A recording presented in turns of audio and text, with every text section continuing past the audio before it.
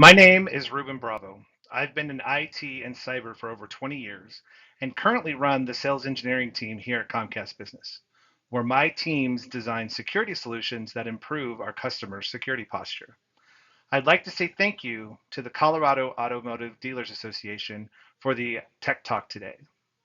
I was asked to walk you through the nitty gritty of a ransomware attack, so buckle up and let's go. My goal is to give everyone a high level understanding of all things ransomware. But first, I need to issue a quick disclaimer. This presentation is rated G and it is appropriate for all audiences. No companies or dogs were harmed during the making of this presentation. So who has seen something like this before? I hope nobody. This is what happens when someone gets hit by a ransomware attack. This is by far the number one cyber threat facing all businesses today, getting hit by ransomware. We hear about these things almost every day. But what does it really mean? How does it work? And why is it so attractive for attackers? In order to answer those questions, we need to back up a little bit and talk about how we got here in the first place. Why will help explain why it is such a problem that it's become today. So keep an eye on the timer because we don't want it to reach zero before the end of this presentation. Let's review and examine today's evolving threat landscape because this is where it all begins. When I started in cyber in 2001, the edge of the network was commonly referred to as brick and mortar, aka data centers and offices. And cybersecurity was defined mostly by firewalls and antivirus. In the past 20 years, those days are long gone, with the hybrid work environments that we all live in and operate in today, as the edge of the network has continually expanded to basically everywhere an endpoint exists. Thus, finding security solutions that solve for this dynamic is no easy task. Let's talk about layer 8, the human layer. According to the most recent 2024 Verizon DBIR report, the human element was responsible for over 68% of all data breaches. That's me and you and everyone. This means all compromises involved essentially a human mistake, such as a misuse of access privileges, use of stolen credentials, or social engineering attacks that exploit employee vulnerabilities. That might be news to some of you, but this has been the blueprint for all hackers for over 20 years, and this is despite sophisticated cybersecurity tools available today. Humans continue to be the low-hanging fruit for attackers. But Ruben, what about AI? Won't they save the day? AI is definitely a force multiplier, and it's going to get worse before it gets better. The bad guys are weaponizing AI to make their attacks on humans even more effective than ever before.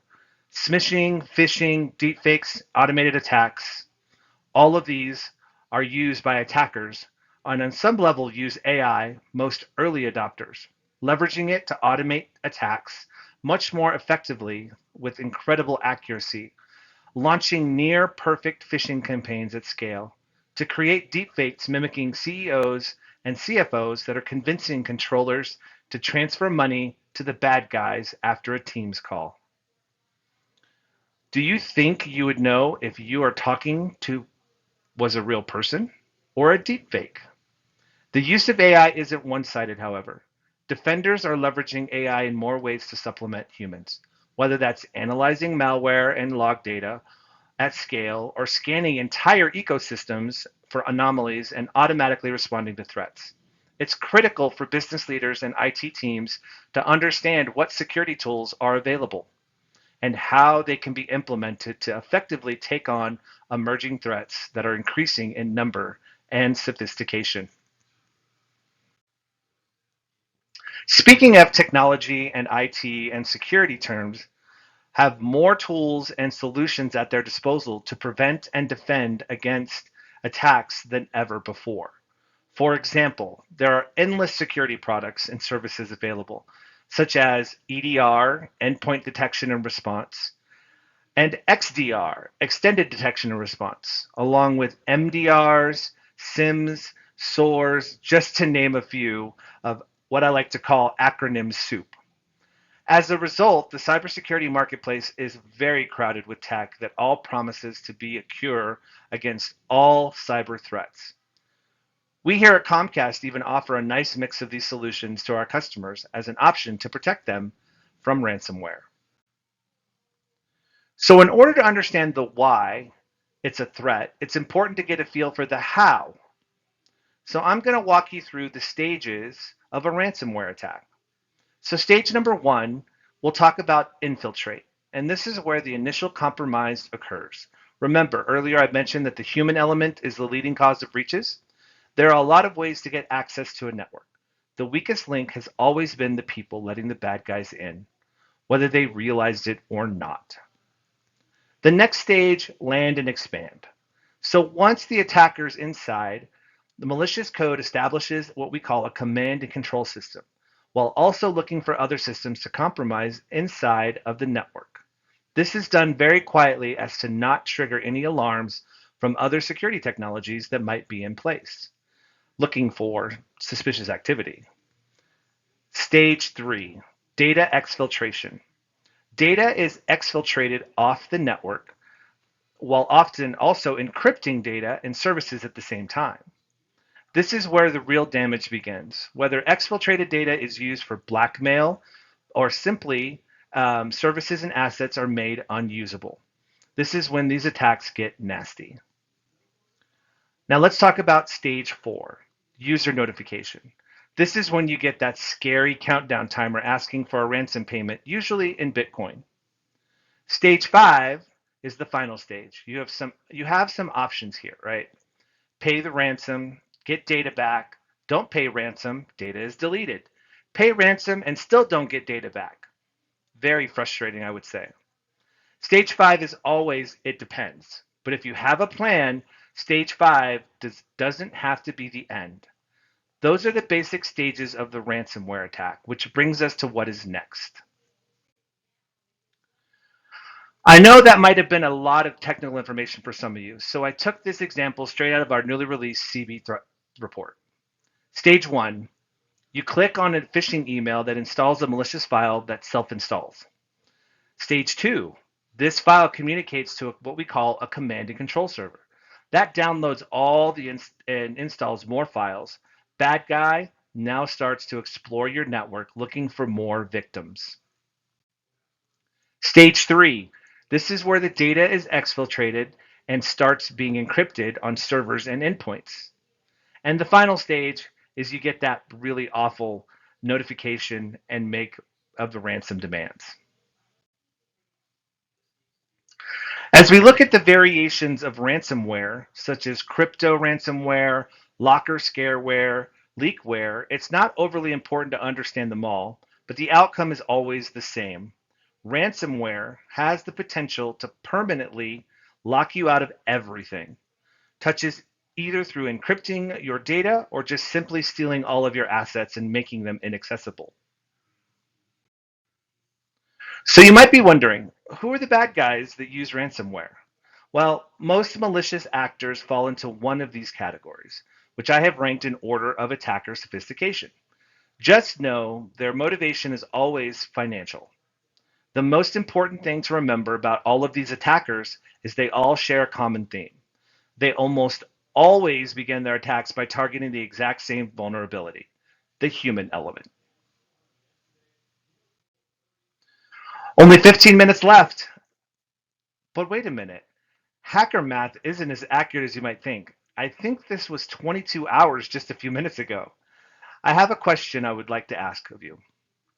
What do you do when this happens to you? This is a very scary moment for anyone whose heart starts beating a little faster, maybe a little panic and fear come over you, and you wonder, what just happened? Did I do something wrong? Most organizations aren't all ready for something like this, and very few have any idea what to do with next this happens, because you really don't want to wait until the countdown timer gets to zero.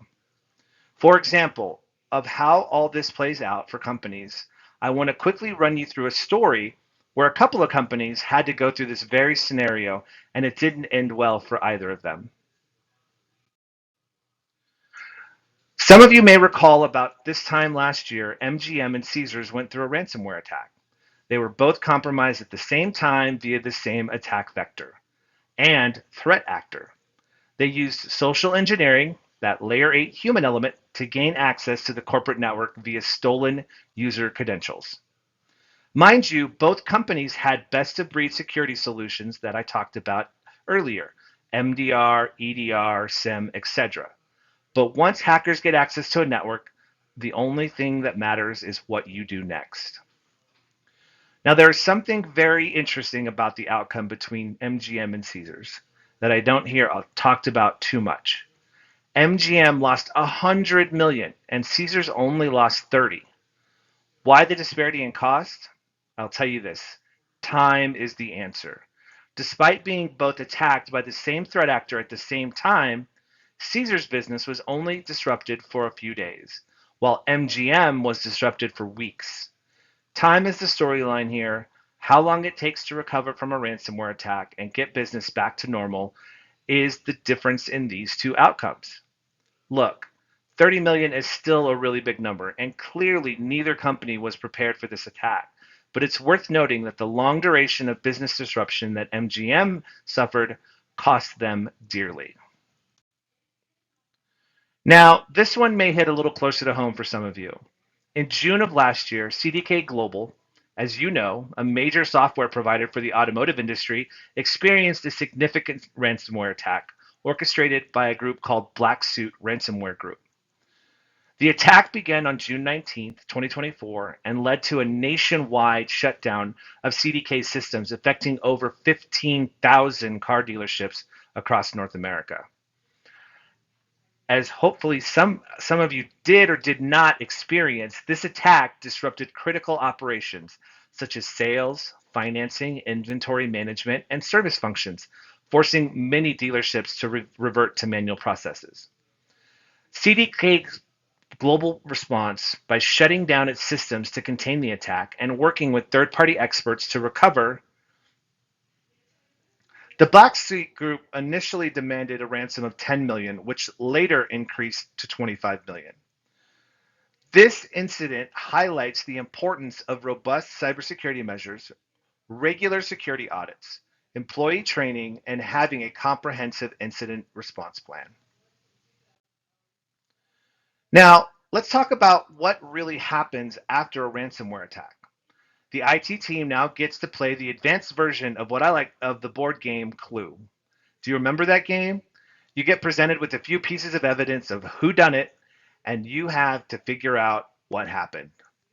This game of Clue not only requires you to figure out what happened, but also requires you to figure out how to fix the problem, determine if the problem has spread to other parts of your network, to prevent the problem from spreading further, to limit the exposure, limit your expenses, protect your assets, protect your users, and protect your customers. Your ability to find the truth and to restore the business operations back to normal will 100% be reflected in how you respond. And there will be a direct correlation to the time that it takes you to recover and to the actual cost to the organization. Now, this is a good time to talk about the cost of a data breach. According to the annual IBM data breach report that just came out, the average cost to a company last year was $4.8 million. Let me say that again, $4.8 million. And it took on an average of 292 days to identify and contain breaches that involved stolen credentials, all reduced cost by $2.2 million. The time element simply triggers the ripple effect of how impactful a data breach will be for a company. How long is the business disrupted? How long does it take to get back online? Technology, sadly, alone isn't good enough, as witnesses with the MGM and CDK breaches. So you might be wondering how to avoid something like this. Look, there's no silver lining bullet. There's no silver bullet in cybersecurity. You can't prevent all attacks from being successful, but you can position yourself to avoid ransomware outbreak. In the same way, you might protect yourself from getting a communicable disease or something sort of a bacteria infection. You might make an effort to follow best practices through whatever methodology gives you the best chance to not get sick or at least recover from getting sick as fast as possible when it does happen. This same strategy is applied to protecting yourself from ransomware. Take command at every stage of the attack, before, during, and after. This will help minimize and mitigate the ripple effects of a ransomware outbreak. Make the game of cybersecurity Clue as easy as possible for you and your team to get back to business as usual. Having the ability to both detect and respond in real time, and while also continuously hunting for threats within your environment, is the best cybersecurity practice available today. So let's talk a little bit about how we do it, right? And this is how we do it. We do it with our MDR and our EDR solutions. The interplay between various attack vectors underscores the need for a holistic defense in depth security posture that integrates both advanced technology solutions combined with security experts monitoring the solution 24/7. As you know, we've partnered with Rapid7 to do just this. Given the criticality of preventing initial intrusions into the network, adopting proactive monitoring and response solutions like EDR and XDR and MDR become vital for not only identifying phishing and credential access patterns, but also for rapidly responding to and mitigating successful breaches in order to help prevent further penetration, or what we like to call lateral movement. The timer is now at zero. The ransomware takeaway message, the cliche is transitioning from if, but when you get hacked, to how often you get hacked. Everyone should always be looking to prove their cybersecurity risk posture. I just want to work in another old school board game reference.